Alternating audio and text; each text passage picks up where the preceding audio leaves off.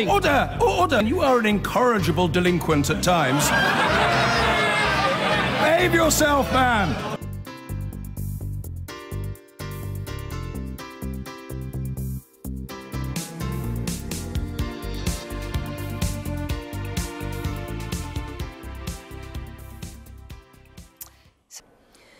Now, much of the focus so far in the Brexit process has been on Westminster, where MPs have voted to trigger Article 50 and where Parliament continues to discuss and amend the EU withdrawal bill. But at some point, the action will move decisively to another Parliament, the European Parliament, where MEPs, according to the Article 50 process, will have a say over the final deal. And that would include any transitional arrangements. So we may want to pay heed to what MEPs are saying on Brexit, and especially the largest group, the European People's Party. This centre-right grouping used to include, many years ago, Britain's Conservatives, but relations have been frosty since David Cameron pulled his party out 9 years ago. Well, joining me now is the Polish MEP Danuta Hübner, a member of the European People's Party and chair of the European Parliament's Constitutional Affairs Committee. She's also on the Parliament's Brexit Steering Committee. A busy lady, then, with all those committees to look up for. I think Brexit generated a lot of work. Yeah, well, I'm sure. So what is the European Parliament's role in Brexit? We don't negotiate, but we are extremely important because at the end of this process of the withdrawal and transition, so when October, November comes and the deal will be finalized, we will have to proceed through something we call in the European Parliament consent procedure, meaning we have to approve, adopt, we have to say yes or no, so accept or reject the final. So you have a power of veto over the deal that is agreed between the EU 27 and the UK. It's actually interesting that you're using the word of power of veto because we never think of it as a power of veto. But it is a veto, isn't it? But it is actually, if you look, and we can say no, which would mean that there is no deal and then the cliff edge comes. Do you think that really is a possibility? If Michel Barnier and the other EU countries and the UK government have said yes to a deal, that Parliament would say no? Just to avoid such a situation, we have organised ourselves in the Parliament in such a way that we make everybody feel we are part of it, we have access to information, we have this Brexit steering group, weekly meetings, all the big groups, more than 500 people voted yes to the last resolution. So we are doing everything to avoid such an unexpected final to this. So it would be unexpected in your mind, but possible? Well, you know, we are all politicians, so you cannot say that that something is not possible. But our sort of responsibility, our feeling of responsibility and accountability to our citizens makes us really work a lot to avoid such a situation. What, in your mind, are the red lines for you and your fellow parliamentarians, particularly in this powerful grouping, the EPP, when it comes to the negotiations? Well, we already presented our red lines with regard to citizens, for example. We are very active in seeing that the deal on citizens is meeting all the criteria, all the necessities that we have. But then I think also for us what is important really is that union's integrity and autonomy remains intact, so that we all will become smaller after the Brexit, but we want to keep European Union not undermined by this process. How powerful is the European Parliament in this, Alex? The Parliament's power over the years has been growing a lot, and it is very canny at being able to look at procedures like this, a consent procedure, and ensure that their voice is heard throughout the process, and that's what's happening. But there is another power that the Parliament has, which is interesting, which is to be able to bring the case, ask the courts to look at whatever deal there is. Do you think that's we of course can do it if there is time. You remember that we had last year we had the discussion on the deal with Canada, and we have voted whether we go to the court or not. But that's why we are avoiding this situation that might emerge at the end. This lack of feeling that this is something we want to say yes to, that we are involved throughout the process. We are contributing to the European positions, but we are also having Michel Barnier coming practically every week to discuss with the Brexit steering group, so that we feel that we are having the control over the whole process. So you feel you're included. On the citizens' rights that you mentioned just a moment ago, do you agree with others in the EU that any citizens from the European Union that come to Britain right up until the end of the transition period should have leave to remain indefinitely? Well, that's our position, that we understand that transition period is just a prolongation of what we have. So we will continue with all the rights for the Brits on the continent, for us continentals here. And then the transition means that if it's prolongation, that means that the rights are maintained. Right, and obviously that Britain would accept rules from the European Court of Justice under those terms. Do you think the European Parliament could stymie a deal, an agreement that's brought? It's possible, but I'm hearing some really optimistic stuff here, which I think is great. A no-deal scenario, we often talk about it in the context of the UK, but of course it would be very bad for all countries involved. And at the moment, the question is, where is the give and take going to be? Is the UK going to be willing to compromise during the transitional agreement to allow people to come and stay indefinitely, if it means perhaps they can export more services more freely than we have with the Canadian EU deal? I mean, these are the questions that are going to be asked. But if everyone's trying very hard to get to a deal, then hopefully we're going to have something that both parties can live with at the end of the day. But I think what is important that you mentioned, I think we have to clearly admit that we don't have time to negotiate a bespoke agreement for the transition. So all we can actually do is to continue with the same obligations as UK has as a member state, and also with the same rights. There is, of course, this small difference that you are not going to participate in the institutional functioning of the European Union. Right, so no bespoke deal for the transition or implementation period because there's no time. But what about a bespoke trade deal for the UK? For the future. Do you think that is possible? Well, this will be exactly at two stages, the challenge to agree upon. One is now that we will need between now and October, more or less, the decision of the UK, what type of future framework UK would be in favour of, and see that we are also happy with this type of proposal. So you could see a bespoke deal? For the future, we can, yes, except that we have to know what, because, you know, we know very well what the UK does not want to have, but we don't have yet a clear idea of what the UK would like to have after the transition. OK, Danuta Hübner, thank you very much. Thank you. For the next half an hour, we're going to be focusing on all matters EU-related, as MEPs have been meeting in Strasbourg this week for their latest plenary session. So here's our guide to the latest from Europe in just 60 seconds. Big news this week as the EU declared war on plastic. The Commission's new strategy aims to outlaw single-use plastics by 2030, but there was no mention of a previously mooted tax. The Bulgarian Prime Minister Boyko Borisov presented his country's plans for its presidency to MEPs in Strasbourg. It's the first time Bulgaria, which joined the EU in 2007, has taken charge of the rotating post. The EU Council President Donald Tusk got all weepy about Brexit, tweeting, "Our hearts are still open for you." Let's face it, we've all sent a text like that late at night. Meanwhile, Commission President Jean-Claude Juncker wondered if Brexit would be reversed, using Article 49. Romania has a new Prime Minister. It's the third in 7 months. Viorica Dăncilă will become the country's first female PM if her nomination is approved. And after marathon talks, a breakthrough in German coalition negotiations, Socialist leader Martin Schulz calling the initial deal an excellent result. We'll see.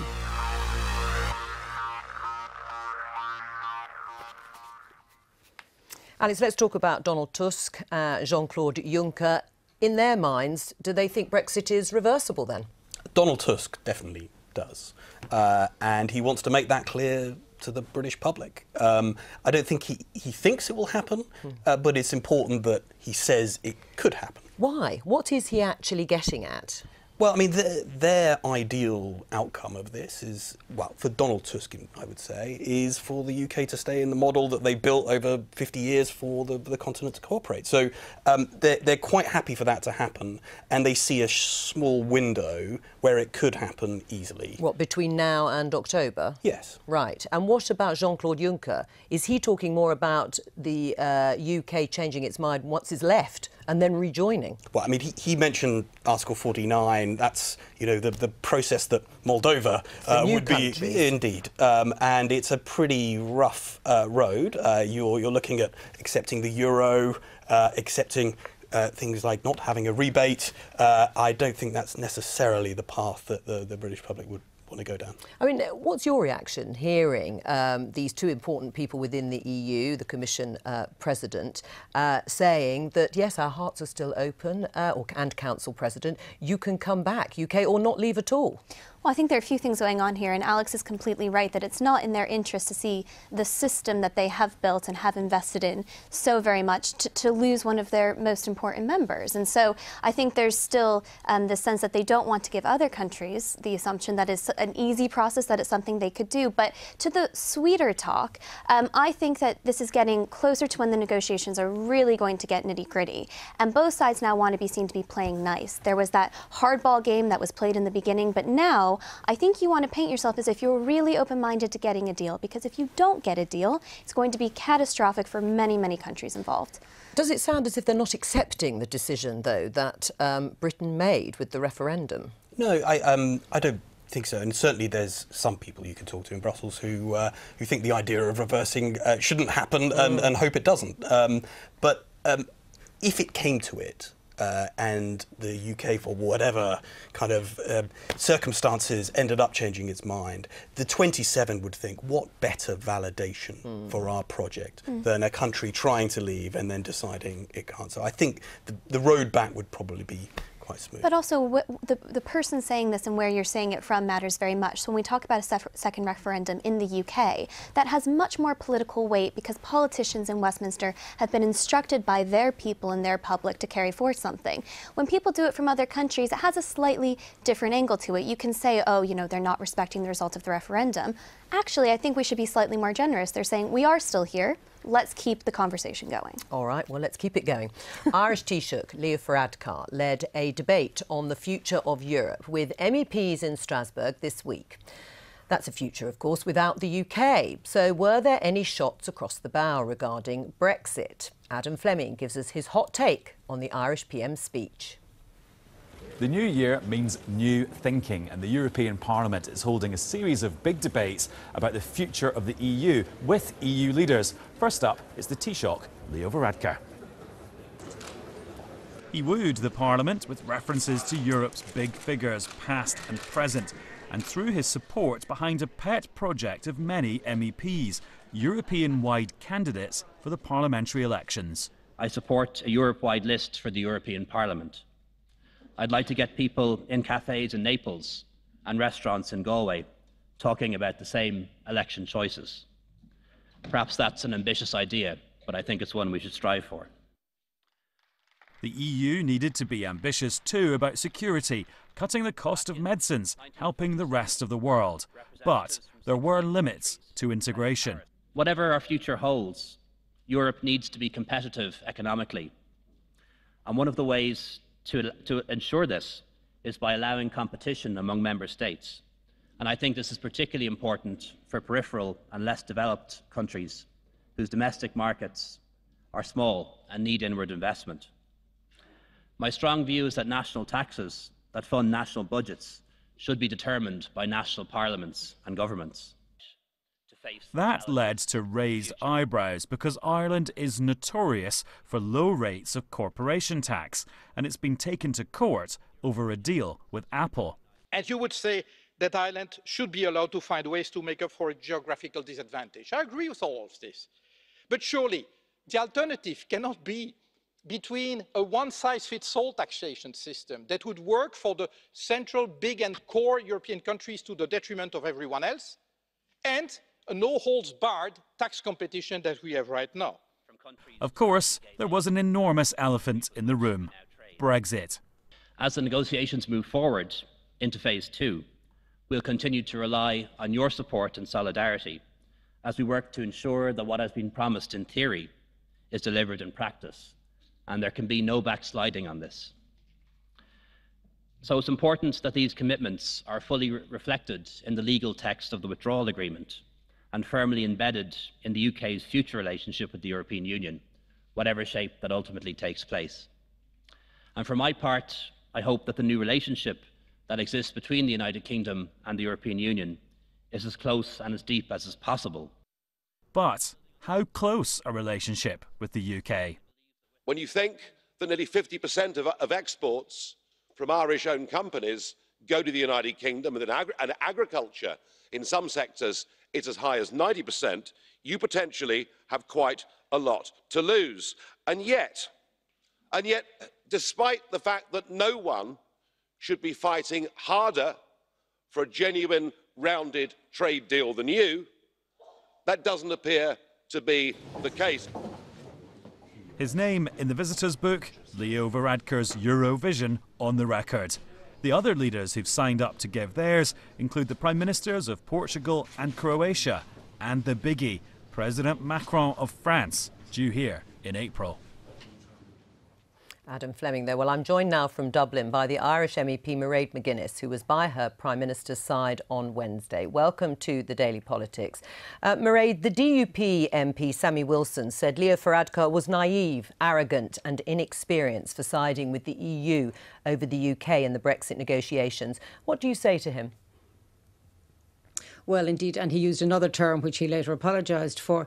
I disagree, of course, with all of that, because I think on the performance of the Taoiseach speech, which was about the future of Europe, he was anything but. He was very clear, he was very focused on the issues that face the European Union, and he didn't dodge the hard questions. You played that piece around taxation. The Taoiseach was able to respond by saying there are other member states who perhaps have a higher rate of tax, but when it comes to exemptions, etc., they actually collect less tax and their effective rate is lower. So he dealt very comprehensively with the range of issues. So I'm not sure how Mr. Wilson came to that viewpoint, but perhaps he had that viewpoint anyway and just felt he had to reflect it. But I think, you know, the world has moved on from that type of politics, I would hope, because what happened this week in Strasbourg was very significant and hugely important for Europe. The Taoiseach of Ireland, Leo Varadkar, was the first leader of a country of the EU 27 to put his case forward. And he had a set piece of a speech which was well received. But I thought more importantly his responses and the humanity of his responses, and in particular how he articulated the special relationship between the United Kingdom and Ireland, where, right, as he said, his mother and father met in the UK, fell in love, got married, and indeed one of his sisters lives there and her children are UK citizens, but clearly Irish as well. They have that possibility. So for many reasons, I think his speech was quite profound, right, and the reaction has been very positive. Except I think Sammy Wilson was pointing to the fact that in his mind Ireland was used by the EU as a stick to beat the UK in phase one of the negotiations. I mean, the issue of the Irish border was a red line during that first phase, and for a moment it looked as if the EU was going to play hardball on it. But once the financial offer was made or upped by the UK government, it seemed the EU settled the matter very quickly. So were you really used in that first phase? Gosh, I think that's a very cynical and incorrect interpretation of the work we all did going up to the end of last year. But it wasn't resolved. The Irish border issue wasn't resolved, Mairead. That was the point. They said it had to be resolved before phase one, and it wasn't. Well, actually, I think you're wrong in that. I think the text of what was agreed is very clear that there will be no return to a hard border. And look, I spent hours last night with the Irish Medical Organisation talking about cross-border health collaboration post-Brexit. That's a really serious issue, not for politics, but for people on the ground. And when we come to look to the future, it is around issues like healthcare, access to medicines, medical devices, which UK citizens should be really concerned about, because it has been quite astonishing the number of pharmaceutical companies that have been in my office in Brussels pleading with me to understand their situation and their worry about being able to continue if there is a clean, or rather not clean is the wrong word, but there's a severe deal and no good relationship at the end of all of this process. Right. And if we bear in mind the consequences of that, then the politics has got to work. So I absolutely disagree with your interpretation. Well, except it wasn't resolved. And anyone who would use the border, no, I must finish this point, anyone who would use the border in Ireland politically and incorrectly would certainly be no friend of Ireland. And we had enormous support in the European Parliament and elsewhere around the border question, because Europe is a peace project. Sure, and I said that there was a lot of support from the EU, but that seemed to dissolve in terms of it being an issue. And you say it's been resolved. In what way has the Irish border issue been resolved? Yes, there's a guarantee of avoiding a hard border. Well, hang on, let me finish the question. Because the question is about what will happen in terms of the trade deal and in terms of how regulations and customs are going to be looked at in the future. Because in the draft agreement, it says the United Kingdom will propose specific solutions to address the unique circumstances of the island of Ireland. So it wasn't resolved, it was kicked down the road. Well, I would interpret it very differently, and I would disagree absolutely and vigorously with your interpretation that once the money was sorted, that the Irish question was practically dismissed. I really think that's an appalling interpretation of what happened. And the text of what is agreed, the bottom line in this text, and the Taoiseach referred to this as well, we will not return to a hard border on the island of Ireland. Arrangements will have to be made. We don't know how this trade relationship talks will develop. We haven't a transition agreement reached yet. That's our next phase. In order that there is none of that difficulty around a border. And of course, if the United Kingdom continues on the path of wanting divergence, then the United Kingdom has a problem in meeting its commitment, which it made in the withdrawal agreement, which has to be written into legal text. Right. So you do want it written into legal text. In this respect. No, may I finish? You have, but I must go to my other guest too, Mairead. Well, just very briefly, you are right in saying that it isn't absolutely written and sealed, right, but the context and the support and the commitment is there. Right. Well, I mean, a lot of people would disagree with the idea that it has been completely resolved. Alex, do you think this issue has been resolved? The draft agreement puts the UK and Ireland, in many people's minds, on a collision course, as it respects the UK's integrity, as it leaves the EU single market and the customs union, and Ireland's place in those two institutions, whilst also maintaining that there's a soft border. Can that happen? I mean, there's all sorts of contradictions in that paper, but it's got to be read very carefully. I mean, there is no solution at the moment, but they've set out a framework of the steps you have to go through in trying to find that solution. And all the parts that are really contradictory are actually promises that the UK was making to itself about the integrity of the UK. The parts that Ireland is interested in were bilateral promises about what happens in the circumstances where you can't find a solution, and there we have alignment. It's going to be an almighty fight. Right, and that is where the battle line will be drawn, Kate, because if these solutions that have been written into this draft agreement, and even Mairead McGuinness says, we haven't got to the final end point of this agreement, the UK will have to maintain full alignment, which is, of course, what it says it doesn't really want to do. The UK government is looking at managed divergence.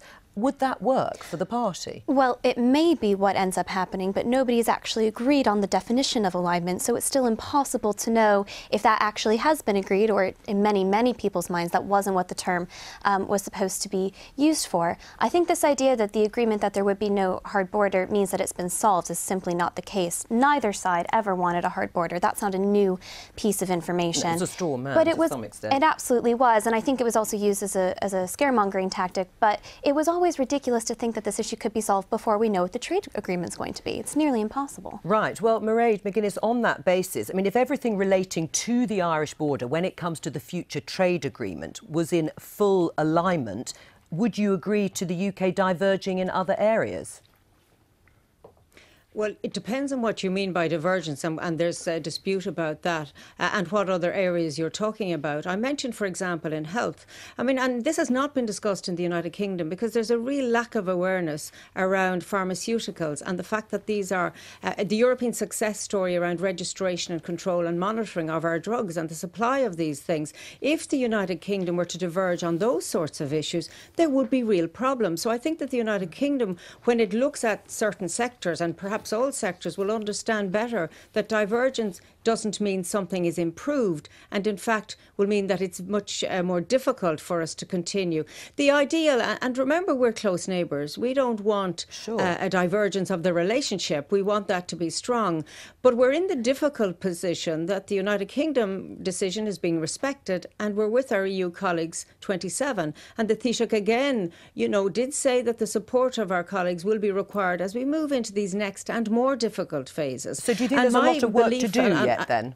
So you think there's an enormous amount of work? Right. Actually, the work we did last year is not, if you like, the toughest part. The hardest part is yet to come. For example, on the transition arrangement, I think politically in the United Kingdom, this may be problematic because after March 2019, as I see it, the UK will leave but will remain until 2020, when at that point there will be the shape of a new relationship. So if we thought last year was tough, you better batten down the hatches. This year will be much, much more difficult. Well, thank you for that happy Happy New Year message we've all got to look forward to Mairead McGuinness. It's not something I want to say, but sometimes you've got to speak the truth.